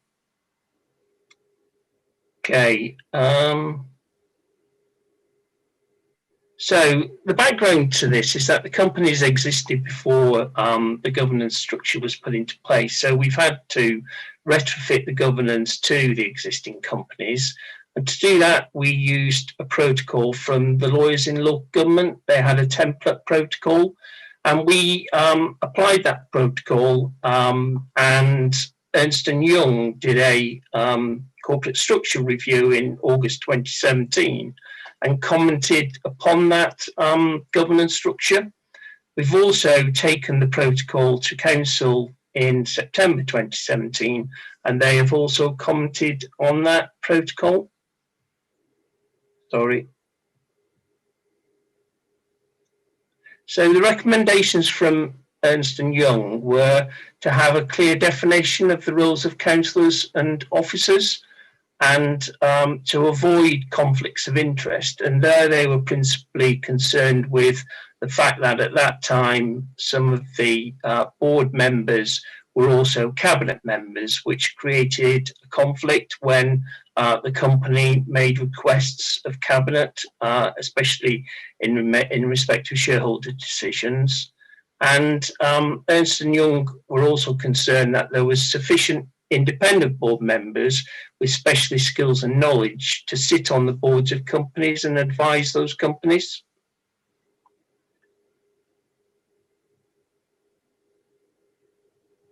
When we took the protocol to council, their concerns were to ensure there were 6 monthly performance reports on scrutiny, to scrutiny. There was a clear distinction between cabinet and board roles, which is the same point that Ernst & Young's had raised, and then to investigate a mechanism for scrutiny of shareholder decisions. So the protocol, sorry.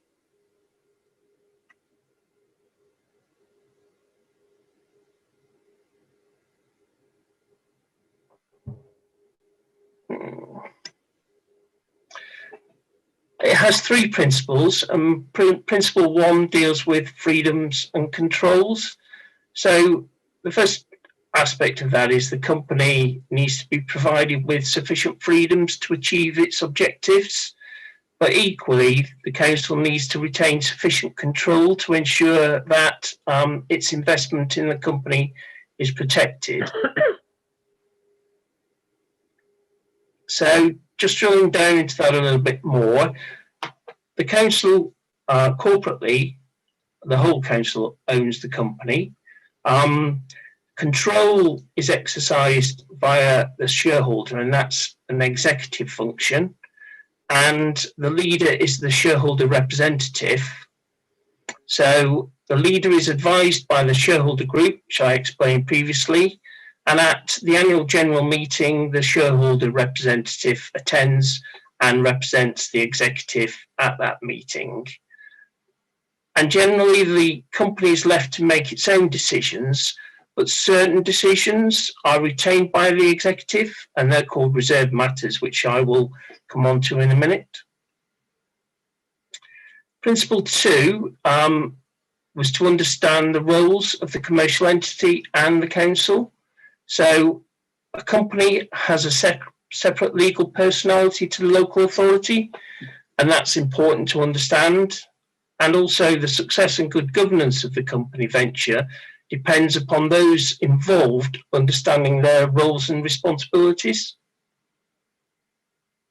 So just to look at roles and responsibilities, the company is a private company. It has a board of directors, and as indicated, the executive doesn't hold board positions because we need to ensure that there isn't that conflict of interest. The company has commercially confidential information because it operates in a competitive environment. The shareholder group provides the oversight from a shareholder perspective that the parameters, policies and boundaries that the executive as a shareholder has established for the company are being adhered to. And the shareholder group acts as an advisor in making those executive decisions. And originally, Cabinet formed the shareholder group, but now that's been extended to include the group leaders. And ultimately, Cabinet or its appointee, the shareholder representative, remains the decision maker. Principle 3 is about appropriate relationships, integrity and accountability. So the executive has to be able to make investment decisions based on a complete and accurate consideration of business cases and business plans. And then the executive determine and evaluate the social and financial benefits and the returns on its investment. And then the scrutiny committee exercise their powers in relation to the executive's decision making, So I'll just come on to that. The key documents for the companies are its business case, which is the point of time when the company comes into being. It needs to be able to set out the risks involved in its proposed trading, and it sets that out in a business case. The other key documents are the Articles of Association, which are the constitution of the company, and the shareholder agreement. I'll come on to that again in due course. The financial agreements, which the council resources the company with to provide it with the start in life. And then annually, the company produces a business plan, which needs to be approved by the shareholder on an annual basis. So the shareholder agreement, and if you remember that diagram, that's between the company and the shareholder. That ensures a consistent approach to the shareholder dealing with its companies. It reflects the company governance, and it includes specific covenants by the company, together with reserved matters which are tailored to each company. And the reserved matters generally are the significant decisions in relation to the company. So examples of that are to approve the company's annual business plan and any mid-year amendments to it, the appointment of directors, certain key financing decisions, for example, agreeing to enter into a significant acquisition. Now there's a figure left because for different companies that would be a different level, and the giving and termination of any arrangements, contracts or transactions which would have an adverse impact on the financial status of the company. So, sorry.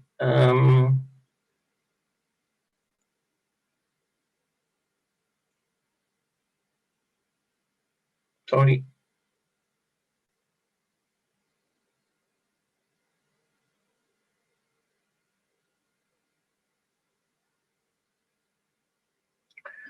So just finally, with regard to scrutiny, the company reports to the scrutiny committee every 6 months.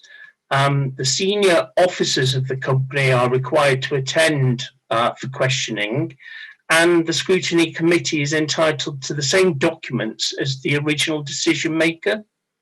And I think, you know, as scrutiny committee, you need to focus on the annual business plan and accounts, and those are documents you're entitled to see just as the original decision maker is. But when you do have those documents in your possession, the committee must maintain the confidentiality of the company's information. I think that's an end of the matter. If you've got any questions, or shall I go back to the top and the diagram? Yeah, could I request you put the diagram on, and could I just emphasize to everybody that today is a briefing, and I would propose we ask questions, but that actually, if it's all right with everybody, I'd rather not get into a debate about how we should redesign this diagram or what's wrong with it, because in actual fact, it's been quite a long meeting. We're coming up to time, and I think that is the subject of another follow-on discussion, which I think we've already alluded to in our last meeting. So today is about questions about the structure there. So would anybody like to speak? I've got Councillor Hodge, Councillor McPhee and Councillor Elliott. So Councillor Hodge. Sorry, mine, I can't find this. Mine was just a comment in the chat. I don't have a question. Ah, sorry. Yeah. Right, okay, Councillor McPhee. Oh, just to answer your point, sorry, Hal, to answer your point, these slides can be circulated, can't they, Michael? So you could send a copy to Michaela and it can come to the panel, yeah? I believe Michaela might already have circulated it, Chair. Ah, right, okay, but that's splendid. So that answers your point. You haven't had it yet, but we'll check that. Okay. So sorry, Hal. Sorry. Over to you. Mine may be too detailed, but I was interested in the fact that it operates in a competitive environment, because I was informed by other members when we had a little briefing here that in fact it doesn't appear to have any competitors in getting awarded some of the properties to work on. So I wondered really where it operates in a competitive environment. From my understanding, the council's company ADL and its subsidiary ACL have purchased a site in the marketplace. I think that's Sladebrook Road. So they do have to look at sites to develop. And although at the time of creating ADL and the outsourcing of staff to it by 2P Transfer, there was a commitment by the council to provide certain sites for development. But in the future, those sites won't always come from the council, and they are bidding in a commercial environment in that sense. Thank you. Okay, Councillor Elliott. Thank you, Chair. I was pleased to see reference to the business plan and the ability of this panel to be able to see that. I'm not aware that we have had that document. Is that something that we have seen or can see? Because I don't think we have, and I think that in scrutinising the performance of that business, if you like, we need to be able to see what targets it was set. Yes, you can see that because the original decision maker has seen that. So you have to hold that company to account and make sure that what the executive set for it as targets are actually delivered. And for you to do that effectively, you are able to see the same documents that the shareholder who made that decision has seen. Could I come in to clarify that for you, Mark? The point you make is quite correct. We got the accounts last time and no actual business plan. And you are right, and I think it was an oversight that I would pick up in future when we're looking at the papers going out, and I know Michaela would. But are you saying we still haven't had that business plan? I don't think I've seen it. Michaela, can you comment? I'm not wishing to put you on the spot. Yeah, no, that's fine. Actually, Councillor Hughes had asked me about it, and I have referred it to Andy Rothery and just asked if we can see it, what the confidentiality issues are. So at the moment, I'm waiting to hear back from Andy, but I presumed he was just busy on the budget stuff at the moment. So I have asked the question, but I'm just waiting. Just to acknowledge your point, Mark, and hopefully other members of the panel, I think it was agreed. Could you make a formal minute for that, Michaela, from me as chair? And we will keep an eye on that, Mark, that gets circulated. And I'm sorry I hadn't picked it up sooner, it hadn't been. No, it's interesting what Michael says. So there we are. Splendid. Just for clarity, Andy has asked me for advice on that, and I've confirmed the case that you should be able to see it. Clearly, it's subject to that duty of confidentiality because the information shouldn't be there in the public domain. It's a private company and it's confidential to that company. So I've got a question from me now. I'm asking this as myself. One of the things that, I don't know if I missed this, but the understanding I have, if you could confirm if it's correct, the whole idea of this structure is because as a council, we can't have the benefits of having a company arm's length and then interfere all the time as councillors and officers and everything and run it as if it is an arm's length company, but not actually do that. So all of this is designed for that. I never really understood properly until today. It always seemed odd that a cabinet or cabinet group could recommend to the leader and then something like, maybe not Caligula, but something at the games, an emperor decide whether they listen or not. is it fair to say in practice that the council leader would be unlikely not to follow whatever, it's too small for me to see, but the cabinet or group leaders group? Is it unlikely that they'd say, "Nah, I don't want to make that decision"? But they have to be independent, do they? Because otherwise, if there was self-interest in the cabinet due to portfolios, or there'd be a conflict, so they can't be forced to do what the cabinet leader group wants. Is that right? Well, just to clarify, ultimately there needs to be a decision maker, and for the significant decisions, that would be cabinet. So the cabinet would make what are called special reserve matter decisions, and so those are the really big, significant decisions.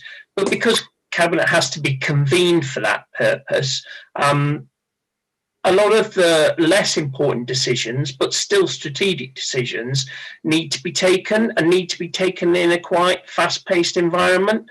And for that purpose, the leader is considered to be the shareholder representative, which will make those decisions.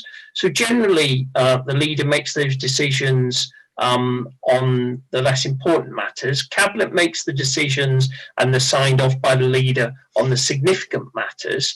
And the shareholder group feeds in their views in relation to those significant decisions, but that the leader doesn't necessarily have to follow the shareholder group's recommendation, but I'm not aware of a situation where they haven't to date. Okay, splendid. And then I've got Lucy and Andrew, and if there's anybody else who hasn't spoken yet, then let me know. But otherwise, I'd propose after Sean that we draw a line. So Lucy. Yeah, so just you said it was okay to ask really basic questions. Oh yeah. Yeah, so I'll go ahead with that. So will we, the 6 monthly performance reports, which are obviously different from the business plan, would we now going forward get those reports for those companies? It sounds like perhaps we should have been getting them. And also, I just wonder, when you use the term retrofit governance, if this was quite a recently set up ADL ACL, why did the governance need to be retrofit? Why wasn't it put in place when the companies were set up, or is that normal practice? Because the relationship with the council was only established a few years ago. And the other point is criteria for bonus payments. Where would you expect to see that type of detail, and would it be laid out in a business plan, or would it be somewhere else? Okay. In relation to the 6 monthly reports, I think we've not really settled into a cycle of reviews, but I'm quite clear that you will be entitled to the same reports as the original decision maker, and you will receive those on a confidential basis. So it is a question of you exercising the powers which you have, and if perhaps you've not realised those powers to date, then obviously going forward you will be asking for those reports, because it's only if you've got that information that you can ensure the executive is holding the company properly to account. So its business plan and whether or not it delivers on that is set out in the reports, and it's information you will need to undertake your assessments.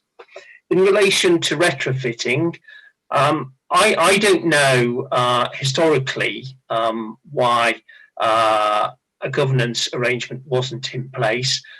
I think it was because the only other company previous to ADL was Bath Tourism Plus, which became Visit Bath, and that was historically a jointly owned company with another external body. Only latterly did the council take over sole ownership of that body, but equally at that point in time it was a company limited by guarantee, and it wasn't a company limited by shares, so it couldn't actually sit under the Baines holding company arrangement. So that's why, to some extent, the companies were formed for a set purpose, and only later has the governance structure come along. So only later have we entered into a shareholder agreement with ADL, which sets out specifically which are reserved matters and which they need to come back to the shareholder for decision making. And in respect of bonus payments, when each company decides to award a remuneration package to its directors, that is a reserved matter. And in the past, the shareholder has taken an external consultancy's views on what remuneration should be paid, what is paid in similar companies in other authorities. And that information was used to settle the remuneration to be paid to the directors. So it is a special reserve matter or a reserve matter, I can't remember off the top of my head which it is. But because it relates to named individuals, the actual remuneration package element itself is an exempt appendix, but equally, you as a committee are able to see that information as well. Good. Yeah, that's really helpful. Okay, Councillor Furse and then Councillor Hughes. Thank you. Well, neatly following on from that, so what we're saying then is that this is all public money that this company manages in one way, either through property gifted to it or sold to it at a reduced market rate, yeah, and they are expected then to deliver a return to the council. But it is all public money, and we as a committee, either PDS or the corporate audit committee, to scrutinise this, we need to make sure that the leader, who is basically the sole shareholder on behalf of the council, comes to answer the questions, yeah, that we put, because the leader is the person responsible for its level of return. Yeah, am I right in saying that? And then, because it's not the cabinet who's making the decision, it's the leader making the decision. Or they may have the cabinet to support them, but it's the leader making the decision. And that means that all of this scrutiny will have to go on in closed private session. Am I right in assuming all of that? I don't think you're right in the sense of it's the leader, because they're not making sort of a decision on their own. Sometimes that's with the support of the shareholder group, or it could be the leader in cabinet making that decision with the rest of the cabinet.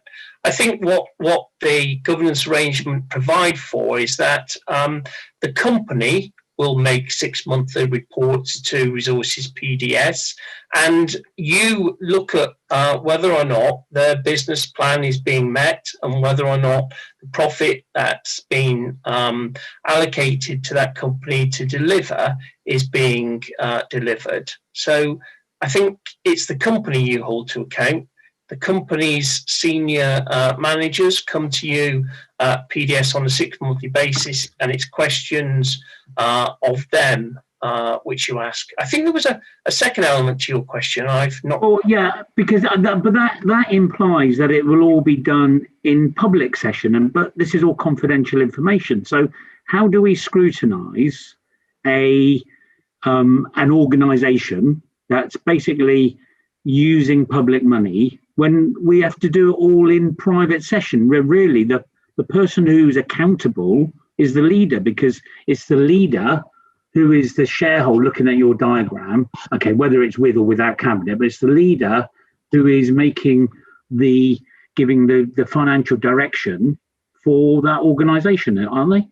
I think what you're asking to be scrutinised is whether or not the company is meeting its performance targets that it's set out in the business plan and providing a dividend return to the council in accordance with its business plan. So I believe you're holding the company to account, but you're right, because this is a private company, generally in the real world, that company would only have to provide its accounts at Companies House, and every other decision and information in relation to that company would be entirely private. However, because it's a council-owned company and it's been given, or there's contractual arrangements for it to receive public money, then in those circumstances, when you decide whether or not it is meeting its obligations, you've got to take that into account in an exempt session, because you are considering confidential information belonging to that company, which can't be discussed and disseminated in a public meeting. So from that perspective, you're there to give assurance to public that actually the company is delivering on what it set itself. The problem for the general public is they can't sort of look behind the corporate veil. Yeah, but that's not really the rationale or the role for this PDA. It may be, you know, corporate audit has a responsibility to full council as a delegated full committee of council working on behalf of having that delegation from council, but not this PDS. This PDS has no delegation from council. So how does that circle square then? We have no responsibility to council as a PDS.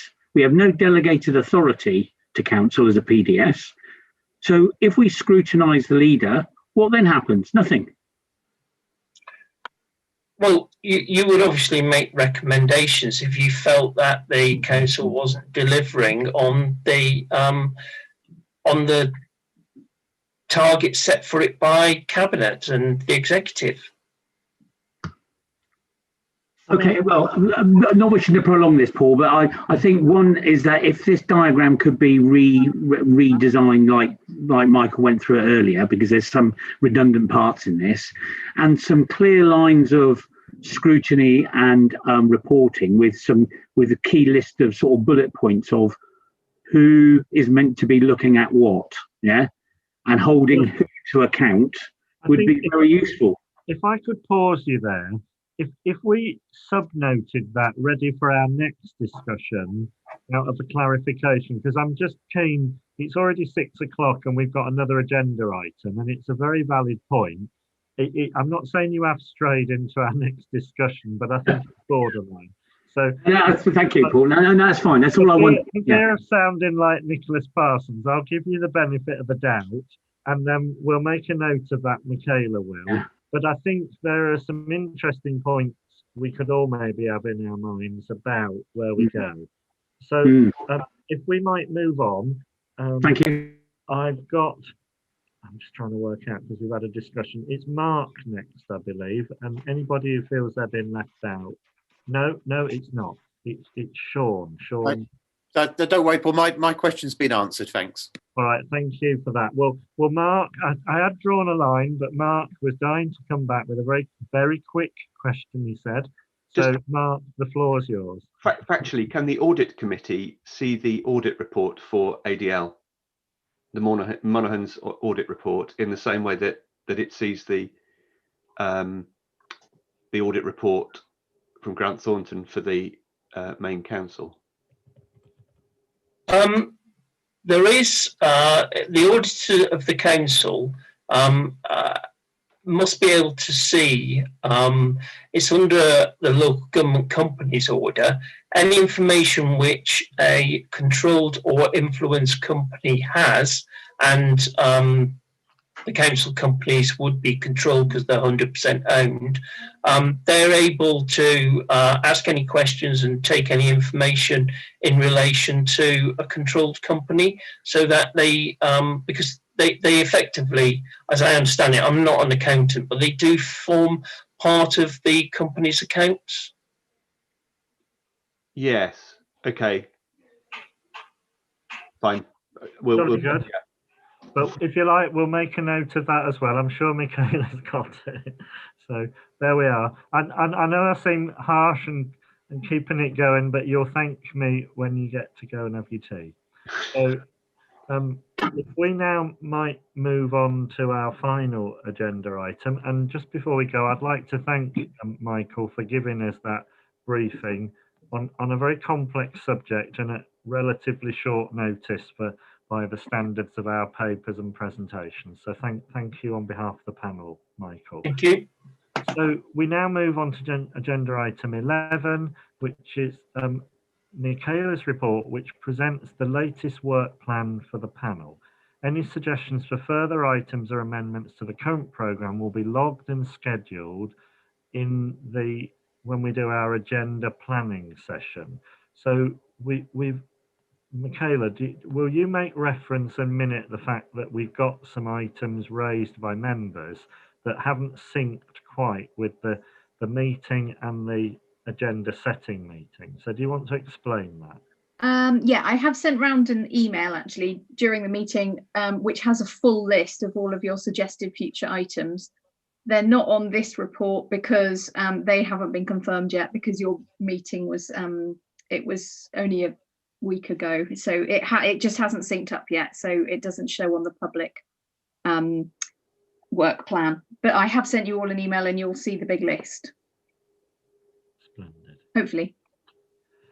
So on items, if people want items, it's lovely to send a list in, but if we can bring them up a bit at the meeting, then everybody can hear them, and also it gives myself and Winston a chance to get a bit of a vibe on, you know, the passion for subjects, what people want, and everybody to hear, rather than it feel, because I wouldn't, well, as your chair, I'd suggest I shouldn't take a list of 52 items from one person and then feel every item ought to go on the agenda, because otherwise it could prove rather tedious for everybody else.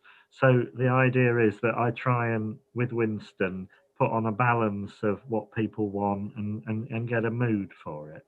And that's in no way critical of anybody who sent an email. So are we taking here, Michaela, any more suggestions to put on the agenda? I don't think you need any more, but I can note them. You have quite a long. Well, I am keen to, because we've got a list.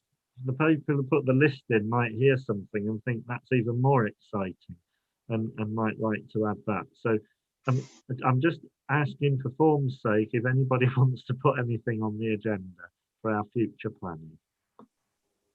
Sean and Lucy then. Sorry, yes. Michaela's been helping me this week with this issue regarding the business plan, the ADL and ACL business plan, which we think we've got resolved now. But my understanding from the previous meeting was that the accounts that we were looking to scrutinise before were to come back to the panel again once we had the business plan, so we could scrutinise them effectively with the business plan. So can that be on the work plan? Yeah, that seems fairly reasonable as a request. How do people feel? Yeah, even if we treated it as a relatively short agenda item, if there wasn't much to say, I think after today's governance discussion, it would highlight the whole role and bring things together. So that's a good suggestion. Chair, could I just make a point? I would very much welcome the audit committee looking at those accounts, possibly before we had our next look at ADL. Yeah.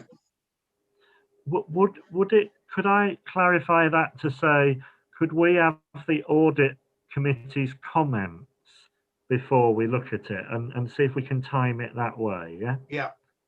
Because that synchronization would be useful, wouldn't it? And also Yes. pick up on Andrew's advance point about what's our role vis-a-vis being accountants and audit, as opposed to general, are you meeting the plan and the objective for the use of the resources? So yes.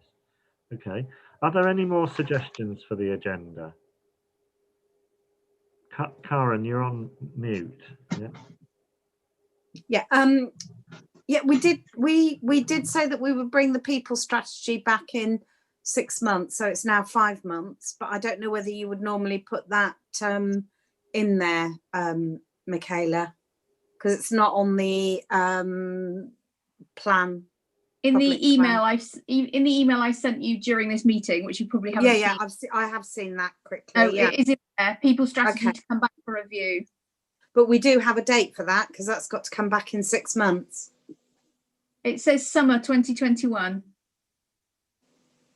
Yeah, well, it was 6 months from January. We agreed that in the last meeting. Yeah, so technically we have got a date. Yeah, I just that don't was just my query.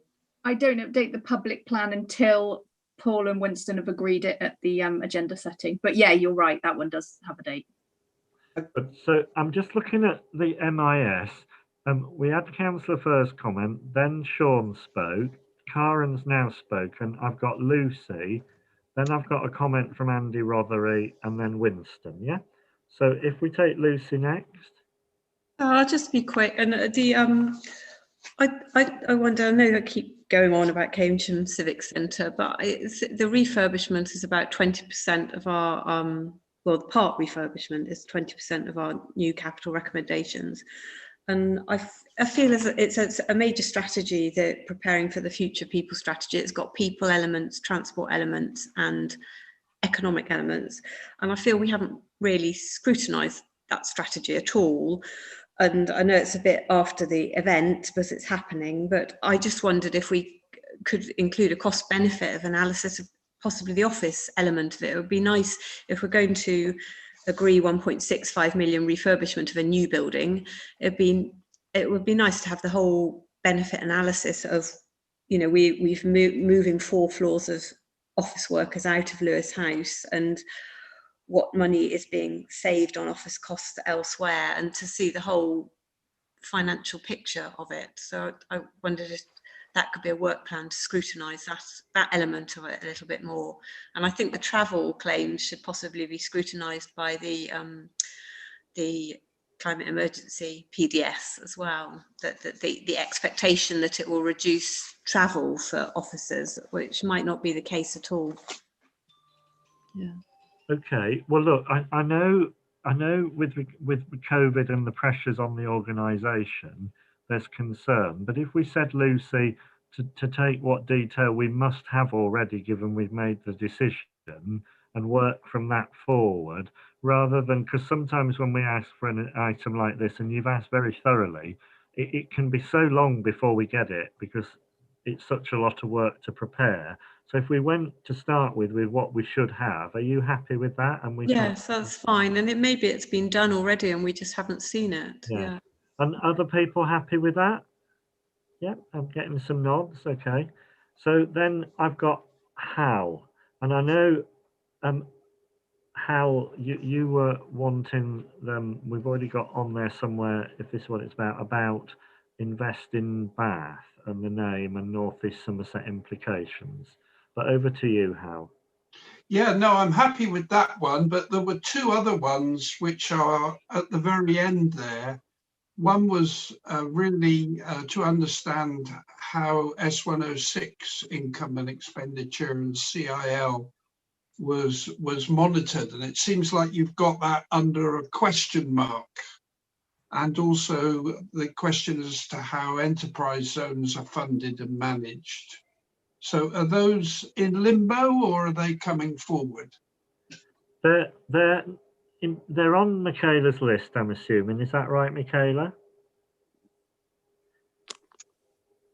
I'll check that. Oh, yes. 106, and yes, it is there. Yeah. It's splendid that you've raised it in the meeting under agenda setting, because it's a surefire way of everybody hearing what we're going to put on the list. So that's excellent. Yeah. So Councillor Dogood. Yeah, and the other ones, I think Councillor First, just to prompt him, was looking for a session on car parking policy, because the council sees the lens of income, whereas in some wards it's more than that, and for residents and their needs. So that was on his list, prompting Councillor First. And there's also worry about our training, because a lot of the information we get is for people who understand local government and have got a background in local government. And we thought that we probably needed a specific training session on this, as well as trying to make a conscious effort that the council financial information is more intelligible for residents and those of us who haven't come through a local authority background. I think the other key one was we ought to be looking at this risk register once a year, because audit committee are looking at it once a year, but they're looking at it from a process point of view. And we need to be looking at it as to what's really driving the organisation. And I think the other points were merging in with some of the issues we've got already. So, for instance, Lucy's points about council recharging capital costs to the department, I think they can be merged in with some of the other topics we've got on the list. So it was those three in particular I think we need to highlight, but they are on one of Michaela's lists. As she says, it's out of sync at the moment. And it's wonderful again that we can get them minuted in open session. Everybody's heard, and we can get them on the list. So then I've got Councillor Warrington. No, it was earlier. No, Thank you. that's okay. So on that basis, we've now reconnected all lists, all future agenda. Everybody's heard it, and I think we've got a great plan ahead to consider. Yeah. So we look forward to our next meeting where things will be timed and scheduled, and it'll be very exciting. So on that basis, I believe we have come to the end of our meeting. And I'd like to thank all of you for coming, the members of the public for joining us, and the officers for supporting us. And as I said, people from other panels who've watched and whatever. So thank you very much, and we look forward to our next meeting. Thank you.